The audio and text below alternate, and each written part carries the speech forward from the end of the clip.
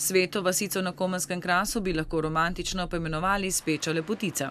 Čudovita naravna in kulturna dediščina obiskovalcev ne pustita ravnodušnih. Sveto, mogoče bi mislili, da je iz, na primer, Sveti Tilen, ne, kakor je cerkev, ampak tukaj rečemo tudi zemlji, da je svet.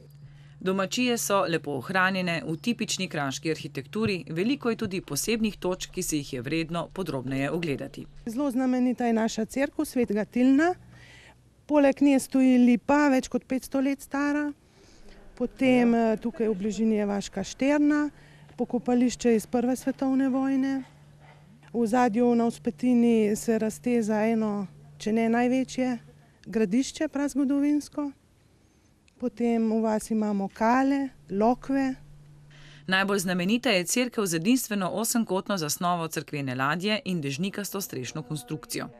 Cerkev krasi tudi oltar, glavni. Kiparsko okras je izdelal kar znan italijanski kipar Puti. Potem dva stranska oltarja krasita dve baročne slike, Lichtenreita in Parolija. Domačini znajo povedati, da so se včasih sestajali pod mogočno lipo, klepetali in ob tem rešili marsikatero težavo. Danes lahko posedijo na igrišču ob cerkvi, kjer so uredili otroška igrala. Včasih pa je bil ta prostor namenjen plesu. In po 1, 2, 3 plesi so bili letno čez poletje na tem tle igrišči. Mladina je takrat napravila ograjo v okoli, ker takrat so bili listki. 3 plesi in potem se je plešišče spraznilo. Sveto šteje 100 hišnih številk. Še vedno je tam doma tudi teran, živine pa je le še za vzorec. Sečani imajo tudi poseben karakter, zato so jim včasih rekli puntarji. Tudi v svoji vaški himni imajo to, da samo svečani puntarji, ja.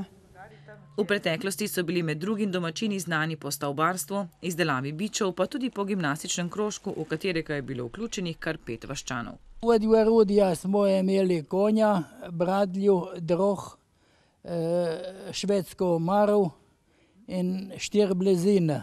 Sveto je bila tudi ena prvih vasi na Krasu, ki je dobila vodo. Domačini so takrat stopili skupaj in družno dokončali delo kraškega vodovoda. Ta duh pa se počasi prebuja tudi danes, saj mladi vse bolj razmišljajo, kako v vas znova privabiti družabno dogajanje in spodbuditi skupno skrb za okolje.